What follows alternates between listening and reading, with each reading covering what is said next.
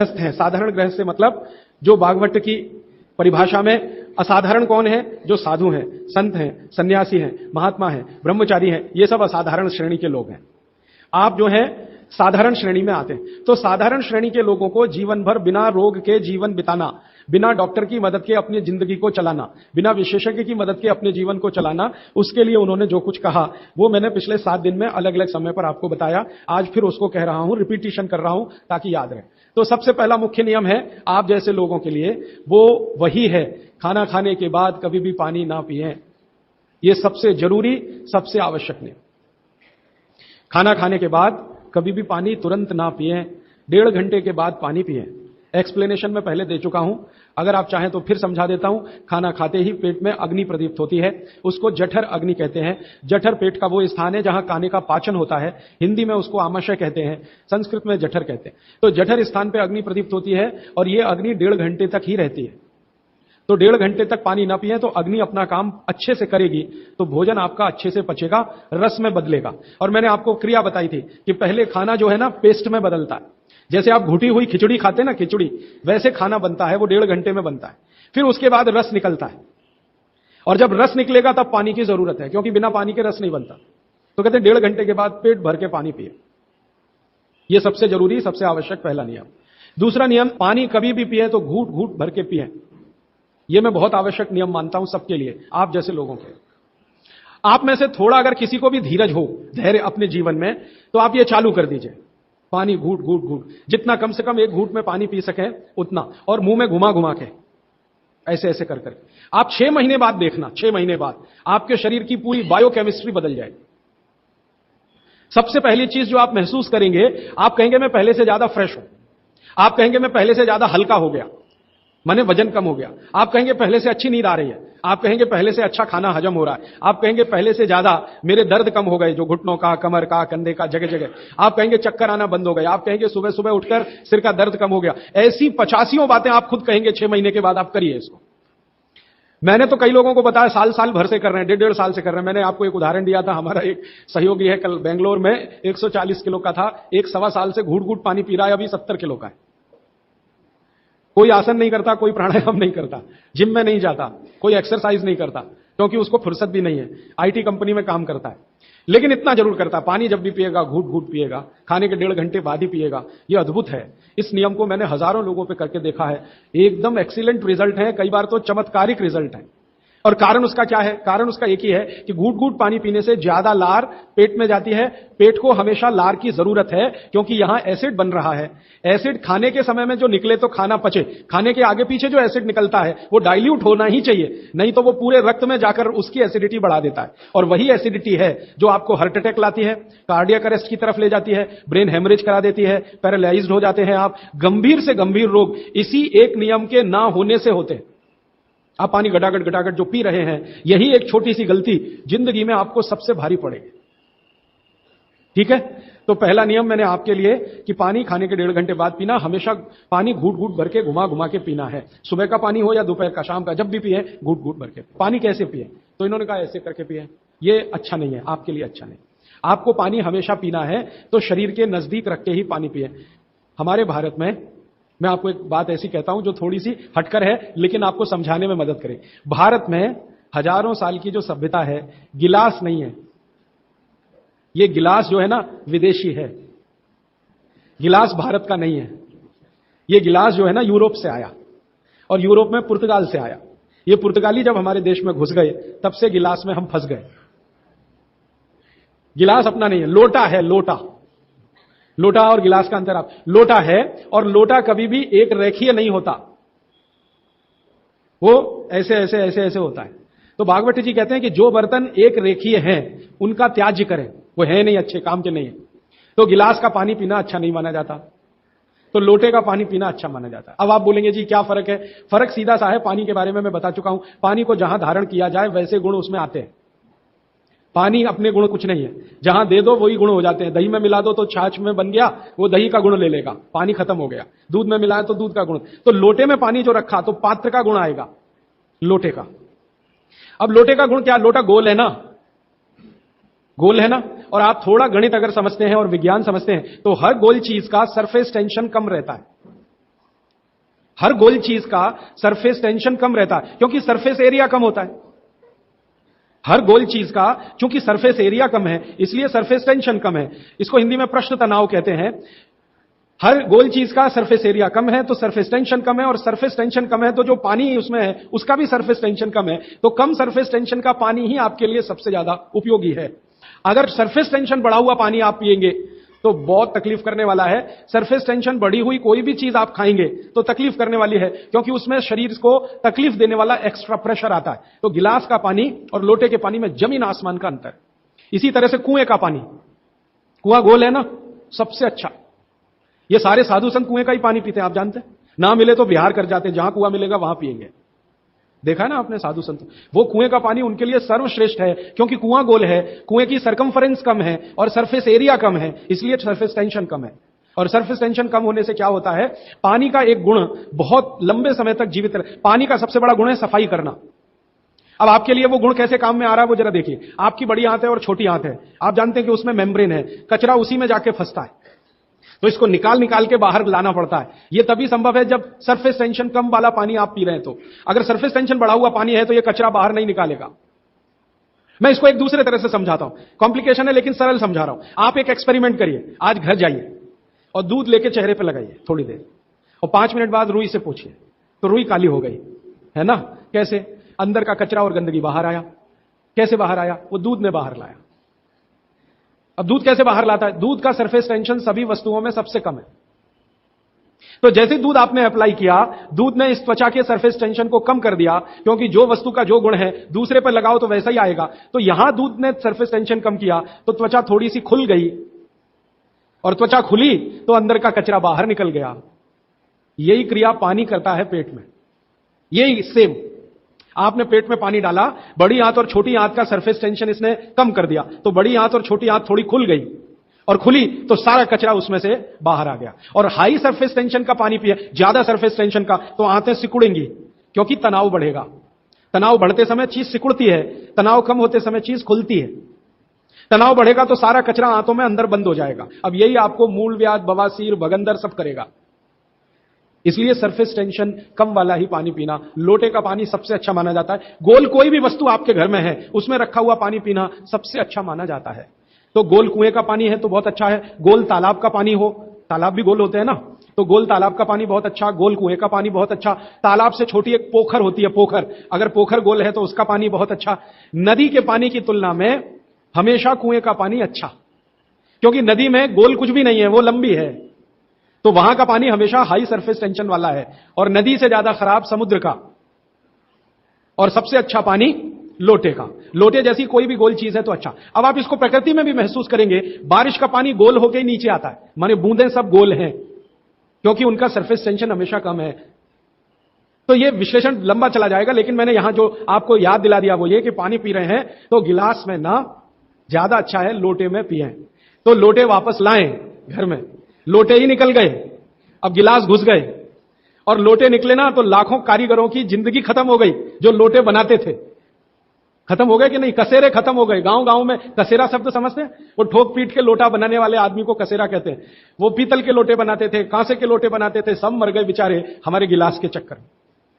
तो भागवती जी को अगर मानना है तो लोटा लाए, गिलास थोड़े कम करें, पानी लोटे का बहुत अच्छा। आगे बढ़ें। पानी कभी भी खड़े होकर ना पिए, ये मैंने पहले बता दिया है, फिर रिपीट कर रहा हूं, हमेशा बैठ के पिए। फिर उसके आगे का एक सूत्र है कि ठंडा पानी कभी ना पिए। और इस ठंडे पानी का ये यहां पर भी एक विश्लेषण में नया दे दूं आपको कि हर ठंडे पानी का सरफेस टेंशन बढ़ा हुआ होता है। हर ठंडे पानी का सरफेस टेंशन बढ़ा हुआ होता है, और हर गुनगुने पानी का सरफेस टेंशन कम होता है।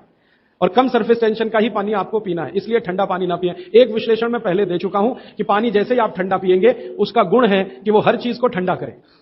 तो पेट को ठंडा करने की वो कोशिश करेगा। पेट ठंडा हुआ तो सारे ऑर्गन्स ठंडे हो सकते हैं और आप मर सकते हैं। तो पानी को पेट गर्म करेगा, फिर आप ये जान लीजिए। और पेट पानी को गर्म करेगा तो अतिरिक्त ऊर्जा लगेगी उसको, और वो ब्लड में से ही आएगी, तो सारा ब्लड पेट की तरफ दौड़ेगा। और बार बार आप ठंडा पानी पी रहे हैं दिन में 8-10 बार, तो हर बार ब्लड को पेट में भागना ही पड़ेगा। तो ब्रेन को ब्लड कम होगा, हार्ट को ब्लड कम होगा, ऑर्गन्स को ब्लड कम होगा, तो वो कमजोरी आने ही वाली है, और हार्ट अटैक आ सकता है, ब्रेन हेमरेज हो सकता है। क्योंकि कोई भी ऑर्गन को ब्लड कभी भी कम नहीं पड़ना चाहिए, तभी आप दुरुस्त रहने वाले। इसलिए ठंडा पानी गलती से भी ना पिए। तो हमेशा कैसा पानी पिए? गुनगुना पिए। एक समय के लिए भागवत जी ने कहा है कि जब बहुत तेज गर्मी पड़ती हो, आपके यहां तो पड़ती है, मार्च, अप्रैल, मई, जून, तो वो कहते हैं कि मिट्टी के घड़े का पानी पिए। मिट्टी के घड़े के पानी को गुनगुना करने की जरूरत उतनी नहीं है, क्योंकि मिट्टी से ज्यादा शुद्ध पानी को करने वाली दूसरी कोई वस्तु दुनिया में नहीं। तो ये, अब थोड़ा आगे चले वो ये कि खाना जब भी खाएं, आपके लिए नियम है, स्टैंडिंग पोजीशन, माने खड़े होकर कभी ना खाएं, हमेशा बैठ के खाएं। बैठने की स्थिति ये सबसे अच्छी है। कुर्सी पे भी अगर मजबूरी में बैठ रहे हैं तो इसी स्थिति में बैठ के खाना, नहीं तो जमीन पे तो बहुत ही अच्छा है। फिर उसके बाद एक नियम जो आपको जरूर पालन करना चाहिए, बहुत आवश्यक है आपके लिए, कि दो विरोधी वस्तुएं साथ में कभी ना खाएं। आप जैन हैं तो आपको तो सब अच्छे से समझता, भक्ष और अभक्ष का ज्ञान सभी साधु महाराज देते हैं, साध्वी जी देते हैं। दूसरे लोगों के लिए कह दूं, दूध और दही साथ में नहीं खा सकते, विपरीत है। हालांकि दूध से ही दही बनता है, लेकिन दूध और दही की प्रकृति एकदम अलग है। दूध कुछ और काम करता है, दही बिल्कुल अलग काम। तो दूध दही साथ में ना खाएं। दूध और दही की बनाई हुई कोई भी वस्तु साथ में ना खाएं। खीर खा रहे हैं तो दूध की है तो कढ़ी नहीं खा सकते, कढ़ी खा रहे हैं तो दही की है तो खीर नहीं खा सकते। कुछ भी ऐसी वस्तु जिसमें दूध और दही उपयोग है वो साथ में नहीं। एक इसी तरह से शहद और घी आपके लिए बिल्कुल वर्जित है, आप बिल्कुल साथ में ना खाएं। शहद अलग खाएं, घी अलग खाएं। शहद ना खाएं तो भी चलेगा, गुड़ खाएं। अच्छा, ये बड़ी विचित्र स्थिति है, गुड़ और घी साथ में जरूर खाएं, शहद घी साथ में ना खाएं।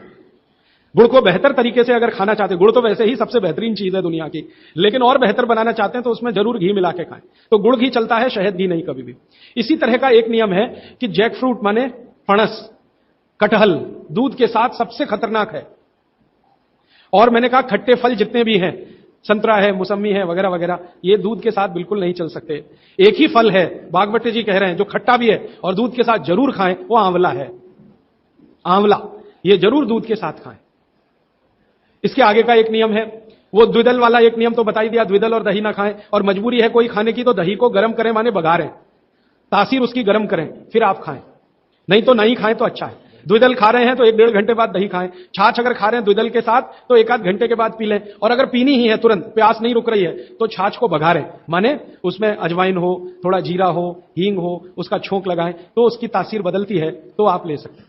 और इसके आगे का एक नियम कि सुबह का खाना 9:30-10 बजे तक, क्योंकि उस समय जठर अग्नि सबसे ज्यादा तीव्र है, और शाम का खाना 5-6 बजे तक। ये मैंने आपके हिसाब से कैलकुलेशन किया। भागवत जी ने कहा इसमें जलवायु का, मौसम का ध्यान रखना है। तो आपके हिसाब से, माने आप चेन्नई में हैं तो 9, 9:30-10 बजे तक भरपेट खाना खाएं, शाम को 5-6 बजे तक भरपेट खाएं। बीच में अगर आप कहते हैं जी भूख लगी तो कुछ फल खा लें, नहीं तो अच्छी चीज भागवत जी ने जो कही है, सुबह का खाना जो 9-10 बजे खाएं, शाम का 5-6 बजे, उनको बीच में भूख लग रही है तो कहते हैं चना और गुड़ खाएं, शेंगदाना और गुड़, माने मूंगफली और गुड़ खाएं, माने उस समय आप चिक्की खाएं, क्योंकि गुड़ और चना, गुड़ और मूंगफली उसमें है। दोपहर को अगर भूख लग रही है, चिक्की आप चाहें तो अच्छी भी खा सकते हैं, माने ज्यादा भी खा सकते हैं। बस एक ही तकलीफ ध्यान में रखें कि जब चिक्की और गुड़ ज्यादा हो जाए तो थोड़ी सोंठ चाट लें या थोड़ी सोंठ खा लें, तो उसका जो तासीर है वो तुरंत बदल जाता है। नहीं तो ज्यादा चिक्की खा ली तो नाक में से खून आ सकता है। तो नाक से खून ना आए, थोड़ी सोंठ या अदरक, सोंठ इस्तेमाल करते हैं तो सोंठ, नहीं तो अदरक, उसके साथ ले। फिर आगे भागवत जी कहते हैं कि आपके भोजन का आपके जो वातावरण से बहुत रिश्ता है। आप जिस वातावरण में रह रहे हैं उसका ध्यान हमेशा रखें। अब मान लीजिए आप मद्रास में रह रहे हैं, तो मद्रास के आसपास का जो वातावरण है ये गर्म है। गर्म वातावरण में गेहूं नहीं हो सकता, गेहूं को होने के लिए ठंड चाहिए। तो निश्चित रूप से चेन्नई के आसपास किसी खेत में गेहूं अच्छा होगा नहीं। कोशिश करेंगे तो तब अच्छा होगा जब ठंड बढ़ जाए, क्योंकि गेहूं ठंड की फसल है, गर्मी की नहीं। गर्मी की फसल जो है वो चावल है, धान है, चावल है। बाजरा बहुत गर्मी की फसल है, ये राजस्थान में रहने वाले सब लोग जानते हैं कितनी गर्मी है राजस्थान में, और वहीं बाजरा सबसे अच्छा होता है। कच्छ में, सौराष्ट्र में कितनी गर्मी है, बाजरा सबसे अच्छा वहीं होता है। तो गर्मी की जो फसलें हैं वो धान है, बाजरा है, और जौ है, जवारी है। जवारी आप समझते, ज्वार। तो ये सब आपके लिए अच्छे हैं। यहां चेन्नई में आप रहते हैं ना, ज्वार की रोटी खाएं, बाजरे की रोटी खाएं, गेहूं की कम ना खाएं तो भी चलेगा। जो यहां हो रहा है वो ज्यादा खाएं। अब आप बोलेंगे गर्मी में भी बाजरे की रोटी खाएं, ना खाएं, क्योंकि बाजरा वैसे तो गर्म है, लेकिन गर्मी में भी खाना है। मान लो आपको स्वाद है, छूट नहीं रहा है, जगह छूट गई है, स्वाद नहीं छूटता, मन हमारा अभी भी राजस्थान में है या कच्छ में है या सौराष्ट्र में, कुछ मजबूरी है कि हम यहां रह रहे हैं। अगर ये मजबूरी खत्म हो जाए तो आप सब भागेंगे यहां से। मजबूरी कैसी, कच्छ में, सौराष्ट्र में इतना ही पैसा आ जाए तो आप सब चले जाएंगे, क्योंकि मन जो है ना छूटता नहीं है, स्थान से लगा रहता है, स्वाद मन के साथ जुड़ा हुआ। तो स्वाद के लिए ही अगर बाजरा खाना चाहते हैं तो बिना गुड़ के ना खाएं यहां पर, चेन्नई में गुड़ और घी के साथ बाजरे की रोटी आप खा सकते हैं, गुड़ और घी के साथ जवारी की रोटी आप खा सकते हैं। ज्यादा आप खाएं तो चावल आपके लिए, धान जो यहां होता है वो सबसे अच्छा है। तो तासीर ध्यान रखें, आबो हवा का ध्यान रखें, वातावरण का ध्यान रखें, हर बनाते समय भोजन में और खाते समय भोजन। ये कुछ सूत्र हैं जो बहुत आवश्यक हैं आपके लिए, मैं मानता हूं, जो मैंने आपको पिछले एक 45 मिनट या 30 मिनट में जो रिपीट किए, जिनको मैं बहुत आवश्यक मानता हूं। और इसमें से एक सूत्र छूट गया जो बहुत आवश्यक, सुबह सुबह उठकर पहले पानी पिएं। सुबह सुबह उठकर पहले पानी पिएं। कारण मैं बता चुका हूं कि उठते ही आपके मुंह में जो लार बन रही है वो बहुत बहुत बहुत कीमती है, उसकी कीमत लगा नहीं सकते आप, वो एकदम अमूल्य चीज है, वो अंदर ही जाए तो अच्छा है। तो आप उठते ही पानी पीने का नियम बनाएं। कितना पानी पिए? मैंने बताया था 18 से कम उम्र के जो बच्चे हैं उनको लगभग 1.5 से 2 गिलास, 60 से ऊपर के जो बुजुर्ग हैं उनको भी 1.5 से 2 गिलास, और आप जिस उम्र में हैं 18 से 60 तो कम से कम 3 गिलास। पीने का तरीका वही है, सिप सिप सिप सिप करके पीना। और ये सुबह का पानी अकेला पानी है जो बिना प्यास के भी पीना। जी, ये मुख्य नियम मैं मानता हूं आपको जरूर धारण करने चाहिए। और मेरी एक दूसरी गुजारिश है, आप जितने भी लोग बैठे हैं इन सब नियमों को पालन करें। आज से कुछ ने तो शायद शुरू भी किया है 2-3 दिन से, जरूर पालन करें। हो सकता है कि 6 महीने के बाद, 8 महीने के बाद मेरी आपकी फिर मुलाकात हो, तब आप मुझे इसकी रिपोर्टिंग करें। रिपोर्टिंग करें क्यों? मैं आप सबको बागवट का चेला बनाना चाहता हूं। मैं ये चाहता हूं, मैं विनम्रतापूर्वक कह रहा हूं, मैं ये चाहता हूं कि जो ज्ञान मैंने 6 साल में लिया, ये साल भर में आपके पास पूरा पहुंच जाए। क्यों? आप तो इसको अपने जीवन में पालन करके स्वस्थ रह सकते हैं, अपने परिवार को भी रख सकते हैं और पड़ोसियों को भी रख सकते हैं। और भागवत ने कहा है कि जो अपने दुखों को दूर कर ले और दूसरों के दुखों को दूर करने का काम करे, वही मोक्ष का भागी है, माने भागीदार हो सकता है। तो मैं चाहता हूं आप सब मेरे साथ मोक्ष में चलें, वहां भी हम यही करेंगे, तो आप अच्छे हो जाएंगे, देश भी अच्छा हो जाएगा। ये कहकर मैं प्रश्नों की तरफ चल रहा हूं। प्रश्न मेरे पास भरपूर आ चुके हैं। मैं कोशिश ये करूंगा कि जो प्रश्न एक बार उत्तर आ गया उसको दोबारा नहीं दूंगा। हो सकता है किसी व्यक्ति ने वो प्रश्न रिपीट किया। ज्यादातर प्रश्न जो है वो रोगों से संबंधित हैं, इस रोग में क्या करें, उस रोग में क्या करें। तो सबसे पहला प्रश्न जो मैं सबसे आसान मानता हूं, आंखों के नीचे काले धब्बे आ गए हैं तो क्या करें। मैं इसका उत्तर पहले दे चुका हूं, फिर दोहराऊं। आपको सबसे अच्छा आसान उपाय मैं बता रहा हूं, वो ये, जिनको भी डार्क सर्कल है सवेरे उठें, सबसे पहला जो आपका थूक है, मुंह का लार है, इसको आंखों के नीचे लगा के मालिश करें, हल्की हल्की मालिश करें, आपके सारे डार्क सर्कल खत्म हो जाएंगे। और ये जो सुबह का मुंह का लार है, इससे आप अपने त्वचा रोग भी ठीक कर सकते हैं। खाज है, खुजली है, दाद है, सोराइसिस है, इचियोसिस है, एक्जिमा है, हर जगह इसको अप्लाई करें और हल्की हल्की मालिश करें। कोई कहेगा कि बहुत ज्यादा शरीर में है तो इतना तो थूक बनता ही नहीं है और पूरे शरीर पे लगाना पड़े तो ऐसी स्थिति में आप मुझे व्यक्तिगत रूप से शाम को 4 बजे मिले, मैं आपको एक ऐसी दवा बता दूंगा या लिखा दूंगा जो थूक भी बढ़ा देगी और आपकी शरीर की खाज, खुजली, दाग, धब्बे सब मिटा देगी। वो व्यक्तिगत है। नींद बराबर नहीं आती, नींद बराबर नहीं आती है तो इसका माने एक ही आप जान लीजिए कि आपके शरीर में अगर वात बढ़ा हुआ है, वायु बढ़ी हुई है, तो अच्छी नींद कभी नहीं आएगी। तो इसके लिए बहुत सरल उपाय मैंने बताया था, रात को गाय का घी हल्का गर्म करके दोनों नाक में डाल के सोएं। गाय का घी हल्का गर्म करके, जब वो तरल हो जाए उतना ही गर्म करें और एक एक बूंद दोनों नाक में डालें और हल्के से खींचें, ज्यादा तेज नहीं, बस इतना करेंगे, अंदर चला जाएगा। बहुत खींचने की जरूरत नहीं, क्योंकि आगे चला जाएगा, जहां नहीं जाना चाहिए वहां भी चला जा सकता है। तो हल्का खींचकर छोड़ दें और सो जाएं, भूल जाएं। फिर नींद बहुत अच्छी आएगी, खर्राटे बिल्कुल बंद हो जाएंगे, स्नोरिंग बिल्कुल खत्म हो जाएगी। नींद के समय जो खराब खराब सपने आ रहे हैं वो सपने कभी आएंगे नहीं, अच्छे ही सपने आएंगे। जब भी आएंगे, रात में नींद कभी खुलेगी नहीं, 6 घंटे के पहले आप उठेंगे नहीं कम से कम। रात की नींद खुलने का एक वो तकलीफ आ गया ना, पेशाब आती है, नींद खुल जाती है। घी डाल के सोएंगे तो रात को नींद कभी नहीं खुलेगी, 6, साढ़े 6, 7 घंटे के बाद ही खुल। और बच्चों को तो जरूर करें, इससे और एक फायदा होगा, स्मरण शक्ति बढ़ेगी। ठीक है, तो अब एक ही कागज पर ये 3 प्रश्न थे, तीनों उत्तर दे दिए। अब आगे जिस कागज में ये प्रश्न आएंगे उत्तर नहीं दूंगा। अभी है हाई ब्लड प्रेशर, रक्त का ऊंचा दबाव, अस्थमा, पेट की कब्जी, और इसमें भी फिर आ गया है त्वचा का कालापन, वो मैं उत्तर दे चुका हूं। अब मैं आ जाता हूं, ब्लड प्रेशर हाई है। वैसे तो ब्लड प्रेशर हाई और लो होना ये काल्पनिक चीज है, कभी बाद में चर्चा करूंगा, लेकिन अगर आपके मन में बैठ गई है तो इतना ही जान लीजिए कि आपको जब लग रहा है और डॉक्टर कोई कह रहा है कि आपका बीपी हाई है, तो समझ लीजिए, इसको भागवत जी दूसरे सूत्र में कहते हैं कि रक्त की अम्लता बढ़ी हुई है, एसिडिटी बढ़ी हुई है। अब रक्त में अम्लता है तो अम्लता को खत्म करने के लिए क्षारीय चीज खाएं, क्षार चीज खाएं, क्षार। अब क्षार वाली चीजें क्या है? सबसे अच्छी क्षार की चीज है मेथी, सब्जी के रूप में भी और दाने के रूप में, मेथी। दूसरी क्षार वाली चीज है आप में से जैन है तो वो नहीं खाएंगे, लेकिन जो जैन नहीं है उनको बता देता हूं, गाजर। तीसरी क्षार वाली चीज है, कोई भी ऐसा फल जिसमें रस नहीं है, कोई भी ऐसा फल जिसमें रस नहीं है। सेब, ये क्षारीय है। केला, ये क्षारीय है। अमरूद, ये क्षारीय है। कोई भी ऐसे फल याद रहेगा आपको जिसमें रस नहीं है, ये सब क्षारीय है। सब्जियों में पालक क्षारीय है, बैंगन क्षारीय है। आलू के बारे में कहते हैं ना अम्लीय ना क्षारीय, वो बीच का है। तो जो सब्जियां आपको क्षारीय हैं और जो मसाले माने औषधियां क्षारीय, इनका उपयोग करें तो अम्लता अपने आप कम होगी, तो ब्लड प्रेशर कम होगा, तो ट्राइग्लिसराइड कम होगा, मोटापा भी कम होगा, सब कुछ कम होगा आपका।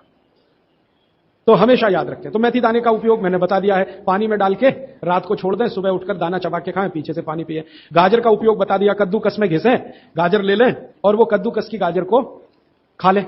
और क्षारीय चीज, मेथी की सब्जी रोज खाएं, पालक की सब्जी रोज खाएं। हरे पत्ते की कोई भी सब्जी क्षारीय होती है, हरे पत्ते की कोई भी सब्जी क्षारीय होगी।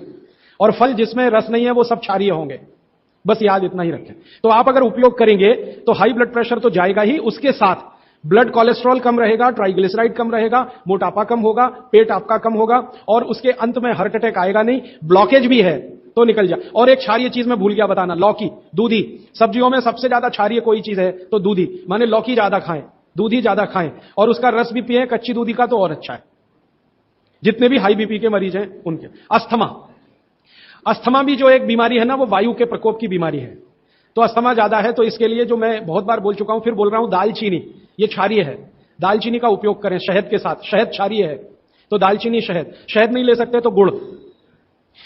ये जो नारियल होता है ना, नारियल, मैंने आपको थोड़ी देर पहले एक बात कही है और मुझे याद आ गई, तो मैंने आपसे कहा जो भी फल में रस नहीं है वो क्षारीय है, और जो भी फल में रस है वो अम्लीय है। लेकिन ये नारियल अद्भुत फल है जो क्षारीय है, रस होते हुए भी।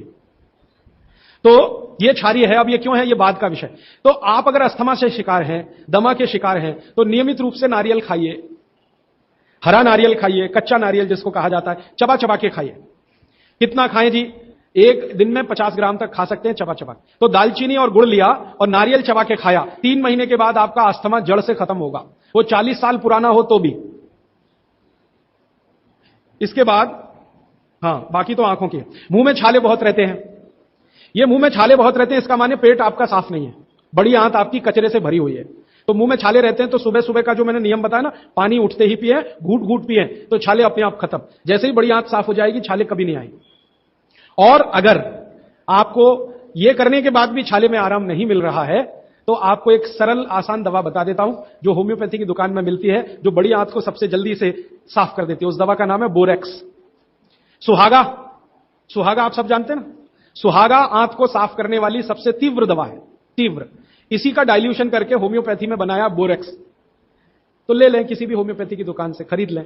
30 पोटेंसी में या 200 पोटेंसी में, इसके 3 ही खुराक लेंगे तो जीवन भर के लिए छाले की बीमारी आपकी आएगी नहीं, क्योंकि यह तुरंत बड़ी आंत को साफ करता है। पानी करेगा, धीरे धीरे करेगा। बोरेक्स तो एक ही दिन में काम करता है, लेकिन भागवती जी कहते हैं ये एक ही दिन का चक्कर छोड़ना चाहिए, तुरंत हर चीज का रिजल्ट मिल जाए। वो कहते हैं जीवन में कोई भी चीज फास्ट है ही नहीं, हर चीज स्लो है।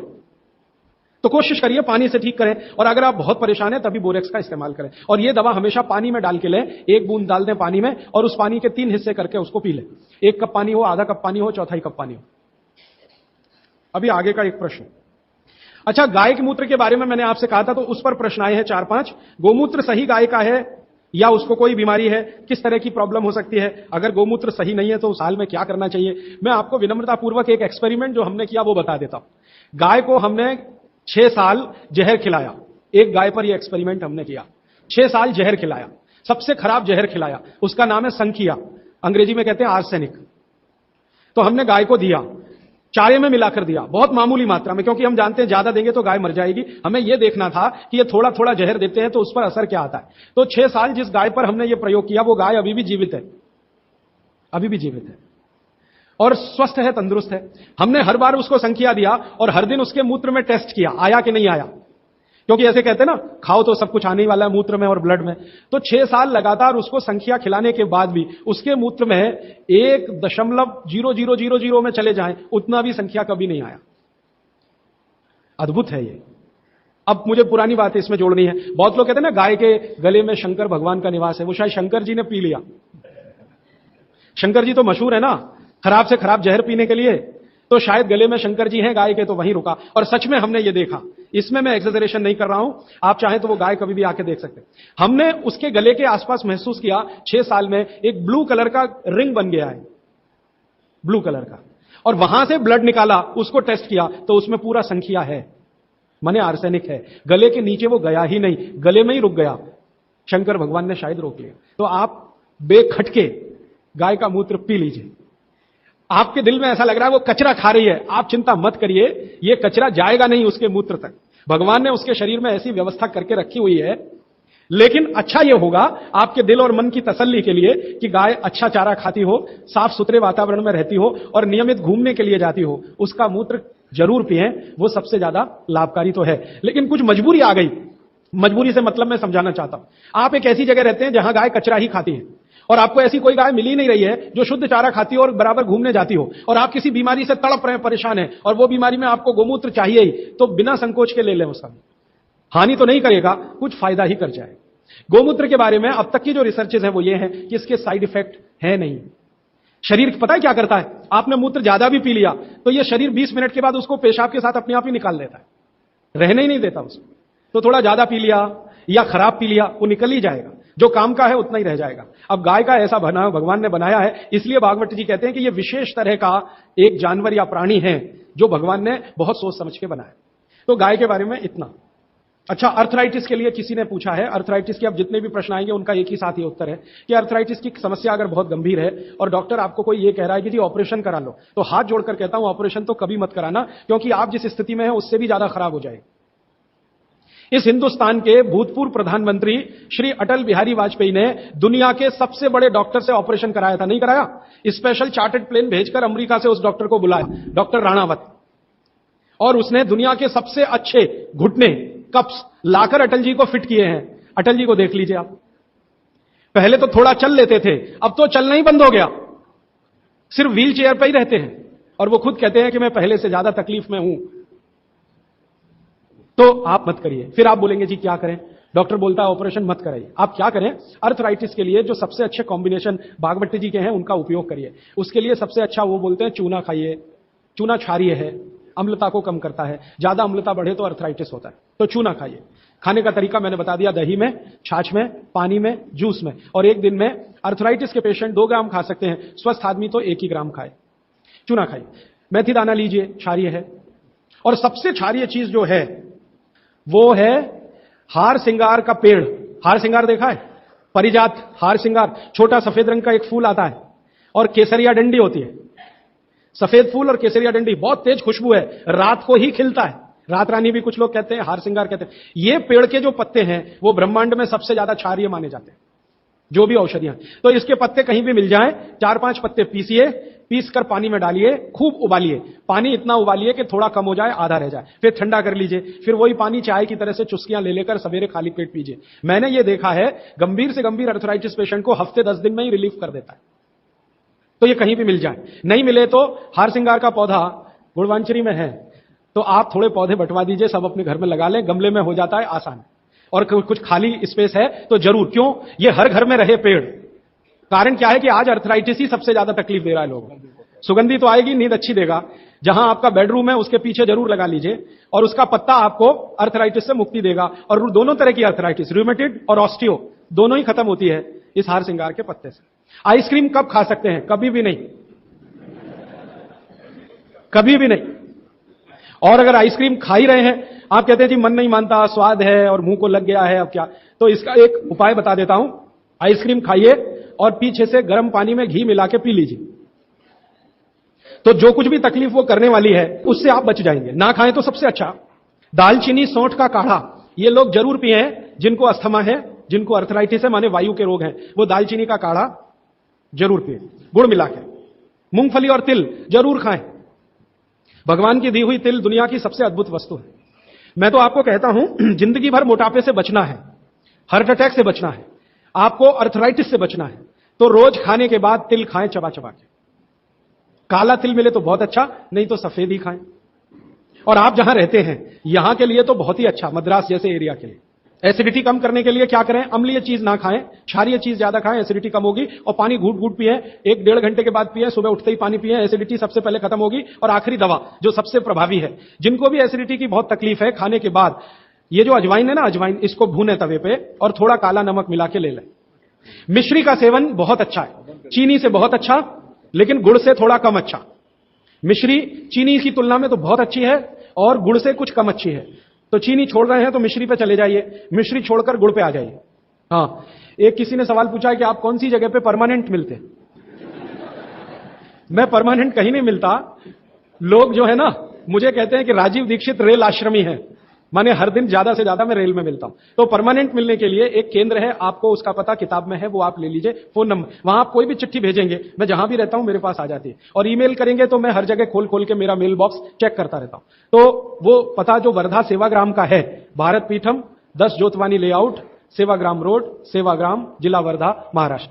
ये मेरा परमानेंट केंद्र है, वहां आप पत्र भेज सकते हैं, फोन भी कर सकते। वहां फोन कभी भी करें तो पता चल जाएगा मैं कहां हूं। और मेरा मोबाइल नंबर आप सबको मैं चाहूं तो लिखा देता हूं, 9422903599 9422903599। ये मेरा मोबाइल नंबर है। और ईमेल एड्रेस है rajivdixitaba@redixitab@rediffmail.com। और निरंजन भाई, प्रदीप भाई, ये कभी भी आप इनको संपर्क करेंगे तो ये कहीं भी खोज के बताएंगे कि मैं कहां हूं। अभी मेरे पास एक प्रश्न है, वो इस समय के विषय से तो नहीं जुड़ा, लेकिन मैं जोड़ के जरूर उत्तर दे देता हूं। आजकल हमारे घरों में पेप्सी कोक से भी ज्यादा नूडल्स खाया जा रहा है। पेप्सी कोक कम हुआ है पिछले 2-3 साल में, अच्छा हुआ, नूडल्स खाया जा रहा है। तो नूडल्स के बारे में आपको एक जानकारी दे दूं कि सबसे खराब वस्तु अगर खाने की कोई हो सकती है, कचरे में कचरा, तो वो यही है नूडल्स। एक तो मैदे की है, ऊपर से सड़ा हुआ है। 6-7 दिन मैदे को सड़ा के रखा जाए तब नूडल्स तैयार होता है। और इस नूडल्स में टेस्ट लाने के लिए सुअर के मांस का रस मिलाया जाता है, बिना उसके नूडल्स बन ही नहीं सकता। जो मैगी है ना, मैगी या कोई भी नूडल्स, सुअर के मांस का रस, सड़ा हुआ मैदा, 6-6 दिन पुराना, उससे तैयार हुआ है। अब आप तय कर लो खाना है या नहीं खाना। एक प्रश्न है जिसका उत्तर दे नहीं सकता। किसी ने कहा आज की शिक्षा बहुत बेकार है, वैकल्पिक शिक्षा की बात बताइए। तो समय ज्यादा है, आप मुझे ईमेल करिए, मैं लंबा जवाब दूंगा। गाय का घी कान नाक में डालने के लिए मैंने बोला था, तो वो उत्तर दे चुका हूं, फिर रिपीट इसलिए कर रहा हूं कि गलती ना करें। घी को हल्का गर्म करना है, ज्यादा नहीं। गाय का घी नाक में डालने के लिए हमेशा हल्का गर्म करना है, ज्यादा नहीं। और एक ही बूंद एक नाक में, दूसरी बूंद दूसरी नाक। हां, एक बहुत अच्छा सवाल है, दैनिक जीवन में कौन सा नमक खाएं? सबसे अच्छा सेंधा नमक खाएं। और इसको याद ऐसे रखें, पत्थर वाला नमक खाएं। यह समुद्र के पानी का नमक कम से कम खाएं। पत्थर वाला नमक एक तो सेंधा नमक है, दूसरा नमक है जो काला नमक है, ये आप ज्यादा उपयोग करें। मेरा तो कहना है कि आज से ही घर में नमक तो तुरंत बदल दें, बदलते ही आपको असर दिखाई दे जाएगा। आपको जो तकलीफ है ना ब्लड प्रेशर की, अर्थराइटिस की, ये नमक बदलने से ही बहुत आराम दे देगी आप। तो सेंधा ही नमक। किसी ने कहा है कि गोमूत्र अर्क लेने में पहले दिन खराब लगा, 3 दिन खराब लगेगा, 3 दिन, चौथे दिन से अच्छा लगेगा। तो छोड़े नहीं उसको, एक दिन खराब लगा छोड़िए मत, दूसरे दिन भी लीजिए, तीसरे। गोमूत्र अर्क है ना, तो 1 चम्मच से ज्यादा मत लीजिए, और गोमूत्र प्योर है तो आधा कप लीजिए। किसी को प्रश्न है कि दिन भर नींद आती रहती है, क्या करें? वैसे तो नींद आए तो अच्छा है, लेकिन दिन भर नींद आए तो अच्छा नहीं है, तो क्या करें? इसका मतलब यह है कि आपके शरीर में एक क्षार बहुत कम है, और यह वही क्षार है जो आपको सबसे ज्यादा मिलता है चूने से। जिनको दिन भर नींद आती है वो चूना खाएं, मट्ठे में मिला के, छाछ में मिला के। नारियल का तेल बालों में जरूर लगाएं। किसी ने पूछा है, लगाएं? जरूर लगाएं। नारियल का तेल आप खा भी सकते हैं, क्योंकि आप चेन्नई में रहते हैं। अगर आप पटना में रहेंगे तो नहीं खा सकते नारियल का तेल, चेन्नई में रहते हैं तो जरूर खा सकते। मालिश करना चाहें जरूर करें। डायबिटीज के लिए क्या करें? डायबिटीज का जो सबसे अच्छा उपाय मैंने बताया था, मेथी दाना और त्रिफला चूर्ण। त्रिफला चूर्ण माने हरडे, बहेड़ा, आंवला, 1-2-3 अनुपात वाला त्रिफला चूर्ण 1 चम्मच, मेथी दाना 1 चम्मच, दोनों मिलाकर गर्म पानी में रात को रख दें। सवेरे उठकर इस पानी को पी लें और उसमें जो कुछ है चबा के खा लें। 3-4 महीने नियमित करेंगे, ब्लड शुगर नॉर्मल आने की पूरी संभावना है। और नहीं आए 3-4 महीने में ब्लड शुगर नॉर्मल, तो एक मुझे ईमेल जरूर करें या फोन करें। शुगर खाना नहीं खाना, चीनी बिल्कुल बंद कर दीजिए, क्योंकि यही अकेली चीज है जो पचती नहीं आसानी से। बाकी चीनी छोड़कर कुछ भी खाइए। पथरी अगर है शरीर में, और थायराइड, थायराइड का सबसे अच्छा उपाय है धनिया पत्ता है ना, धनिया पत्ता, इसकी चटनी, धनिया पत्ते की चटनी बनाइए, पानी में मिला के पी जाइए, पानी गुनगुना रहे। कितनी चटनी? 1 चम्मच चटनी, उसमें कुछ डालिए मत, नमक मिर्ची कुछ मसाला नहीं, खाली धनिया पत्ते की चटनी। और जब तक धनिया मिल रहा है तो ये हरे पत्ते की चटनी, धनिया मिलना बंद हो जाए तो सूखा धनिया। ये धनिया जो है ना, थायराइड की सबसे अच्छी दवा मानी जाती है। पथरी, पथरी जिसको भी है वो चूना कभी ना खाएं, ये याद रखें। कहीं भी शरीर में पथरी है तो चूना कभी ना खाएं।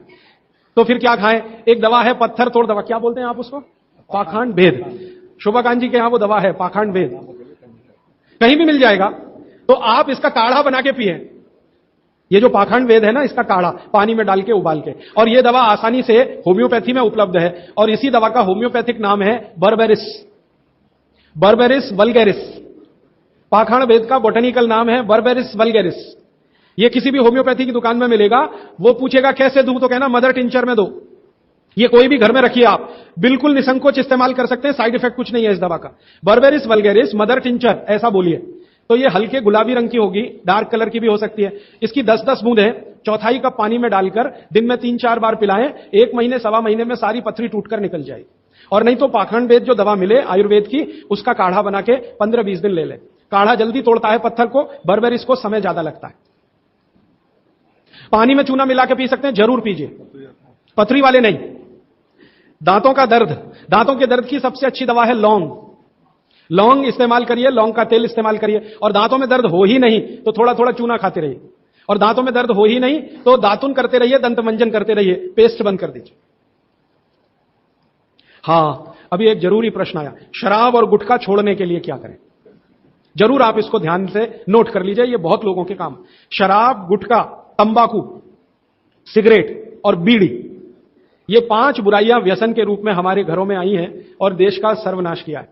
इनके बचने के लिए बहुत अच्छा है, संकल्प शक्ति से बचें तो अच्छा है।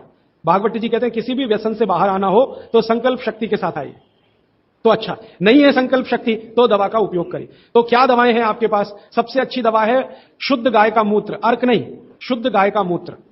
दूसरी दवा आपके घर में है अदरक या सौंठ। जिनको शराब से छुड़ाना है, बाहर निकालना है, उनको अदरक और सौंठ ज्यादा खिलवाइए, रस पिलवाइए अदरक का, सौंठ का काढ़ा बना के दीजिए, गुड़ मिला के दे सकते हैं सौंठ का काढ़ा बना के। और गोमूत्र पीने को बोलिए। नियमित रूप से अगर आधा कप भी गोमूत्र पिया तो सवा महीने में शराब छूट जाती है। शराब जो पीते हैं, बीड़ी सिगरेट जो पीते हैं, उनके शरीर में एक केमिकल बढ़ जाता है, उसका नाम है सल्फर। और सल्फर को कम करने के लिए सल्फर ही चाहिए। आयुर्वेद में कहा है ना कि विष को विष मारता है, तो सल्फर बढ़ता है। तो सल्फर कम करने के लिए बाहर से सल्फर चाहिए, और बाहर का सबसे अच्छा सल्फर गोमूत्र में है। सर्दी जुकाम, सर्दी जुकाम ज्यादा है, बार बार है, सबसे अच्छी दवा है। आप अगर बच्चों के लिए ले रहे हैं तो कफ दूर करना है उनका, कफ नाशक सबसे अच्छी दवा मैंने पहले दिन बताई थी, शहद है। दूसरी, शहद नहीं लेते तो गुड़ है, तो बच्चों को गुड़ दीजिए ज्यादा। एक, उनको चूना भी दे सकते हैं, चूना कफ का भी नाश करता है, वात का तो करता ही है, कफ का भी करता है, तो चूना दे सकते हैं। गाय का घी नाक में डाल सकते हैं। हल्दी जबरदस्त कफ नाशक है, तो दूध में हल्दी मिलाकर दीजिए। और दूध हल्दी थोड़ा घी मिलाएं तो और भी अच्छा कॉम्बिनेशन है। तो जिनको सर्दी जुकाम बार बार होते हैं उसके लिए। पित्त बढ़ा है तो क्या करें? देशी गाय का घी खाइए, देशी गाय का घी गरम गरम पानी में डालकर पिए तो सब पित्त को शांत करेगा। और दूसरी चीज मैंने पहले बता दी है, अजवाइन और काला नमक, ये भी पित्त बढ़े तो शांत करेगा उसको। एक मेरे पास डिफिकल्ट केस है, ये मुझे व्यक्तिगत रूप से मिले।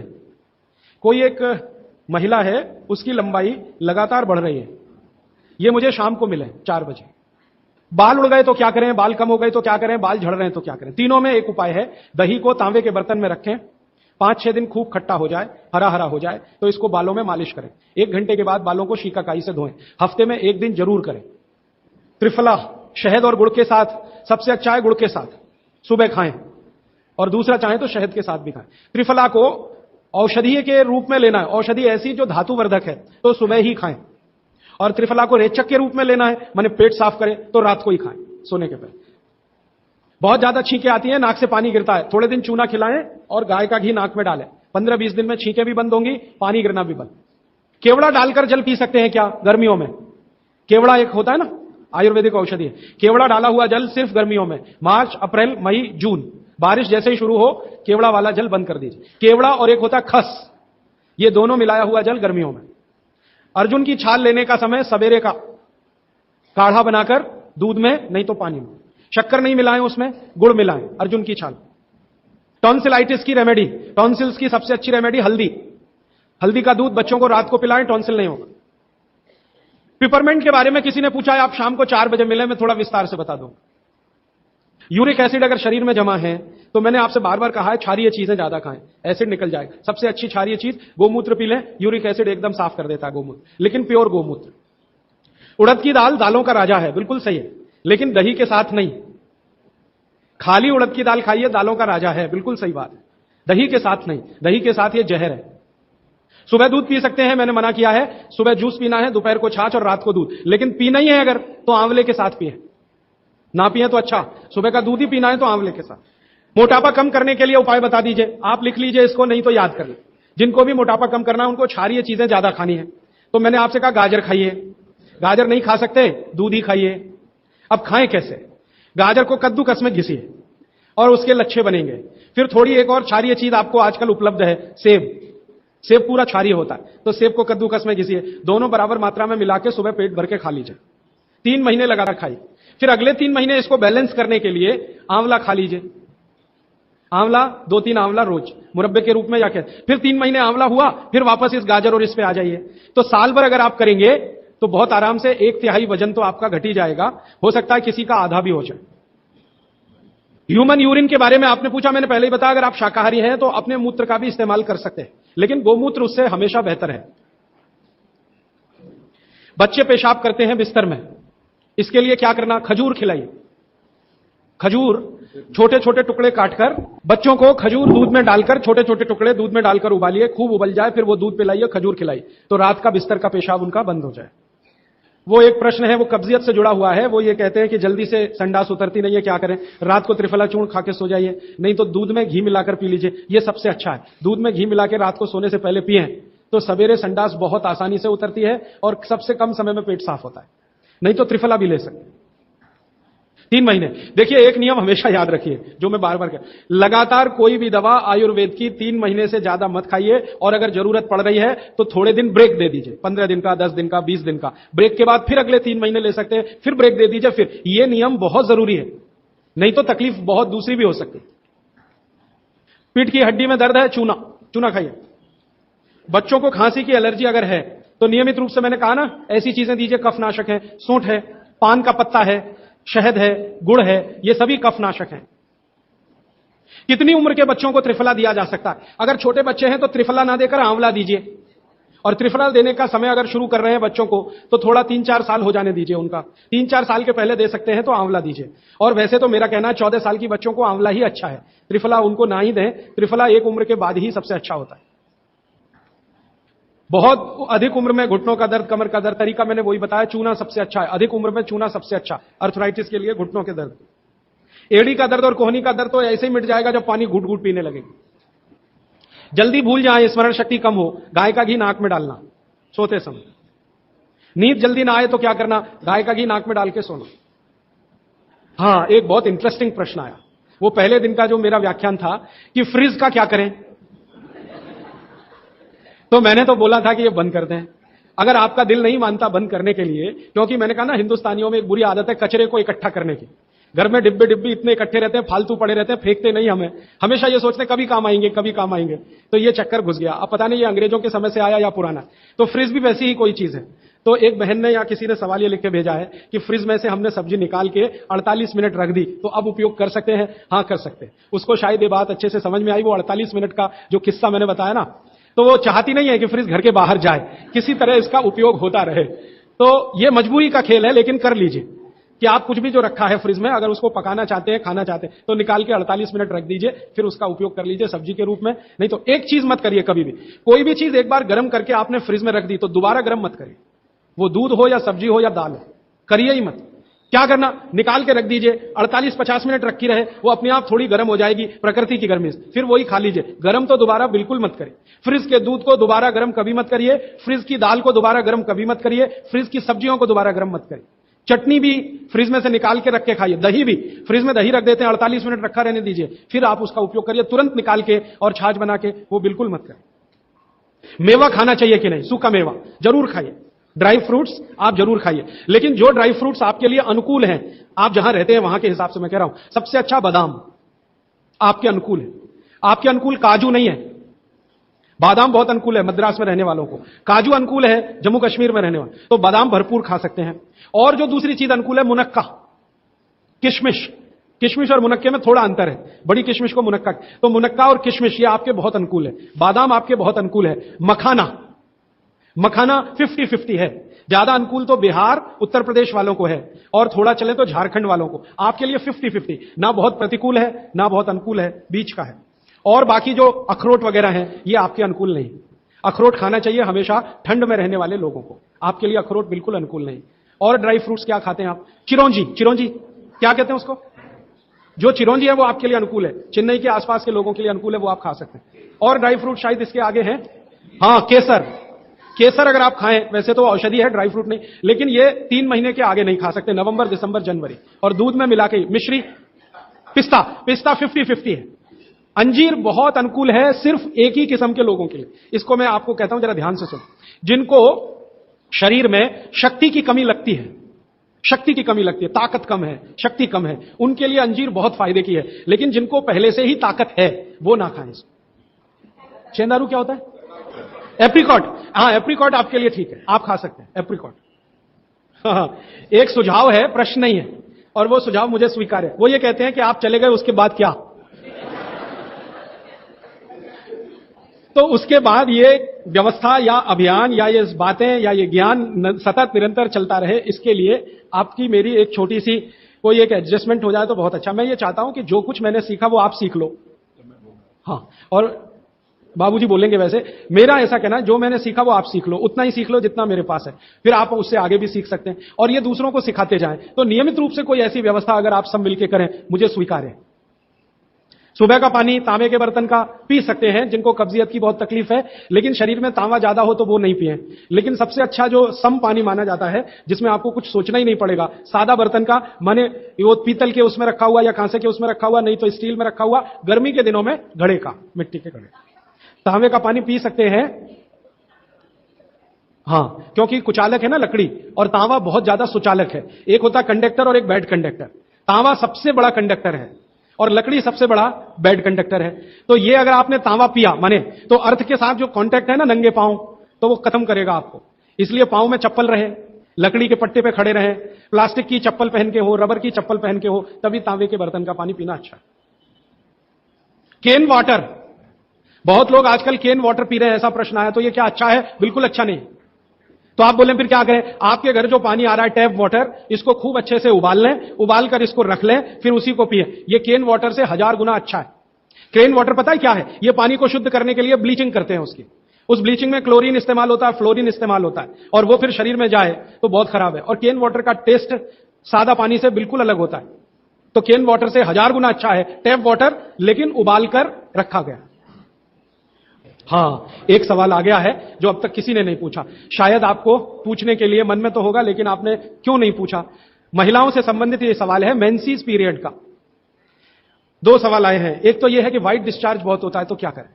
तो इसके लिए आप ऐसा करिए, एक आयुर्वेद की दवा इस्तेमाल करिए, उसका नाम है शतावरी। शतावरी कहीं भी मिलती है आयुर्वेद की दुकान पर। शतावरी चूर्ण के रूप में ले लीजिए। इस शतावरी चूर्ण को दूध में मिला लीजिए और रात को जरूर पीजिए। दूध हल्का गर्म रहे, और शतावरी डाल के दूध उबाल भी सकते हैं, फटता नहीं। शतावरी, जिनको भी व्हाइट डिस्चार्ज की समस्या है, शतावरी।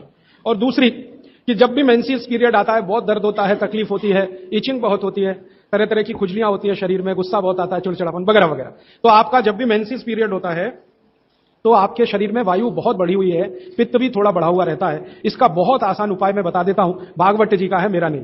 वो ये कहते हैं कि मेंसेस पीरियड में सब कुछ ठीक रहे, समय से आए समय से जाए, ज्यादा रक्त ना निकले और कम भी ना हो, इस सब चीज ठीक रखने के लिए गरम गरम पानी में, जो इतना गरम हो जैसे चाय होती है, घी मिला के पिए।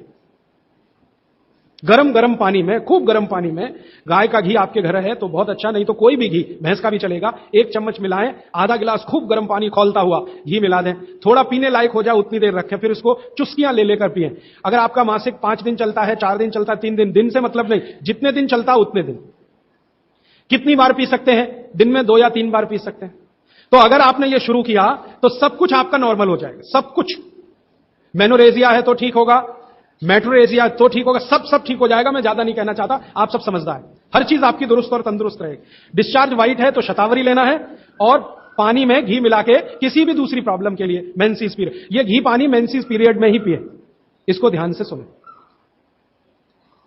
मेवा से वेट बढ़ता है, काजू को छोड़कर किसी भी मेवा से वेट नहीं बढ़ता। काजू ही है जो वजन बढ़ाता है, बाकी कोई भी सूखा मेवा वजन नहीं बढ़ाता।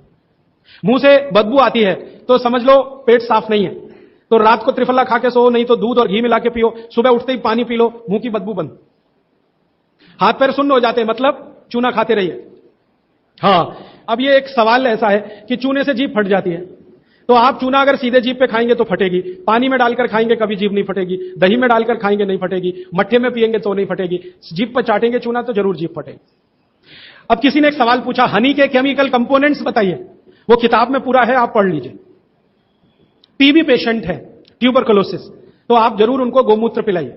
अगर खाली गोमूत्र, शुद्ध गोमूत्र, अर्क नहीं, खाली गोमूत्र आपने पिला दिया तो 3 से 4 महीने में टीबी जड़ से ठीक होती। दही में या तो छाछ में या तो पानी में, नहीं तो पान में। चूना ये पान में जो खाते हैं वही। और 5 मिनट रुकिए, मैंने मेरा कंक्लूड किया है, लेकिन ये आज के लिए है, जिंदगी के लिए ये कंक्लूजन नहीं है, ये तो रास्ता अभी खुला है।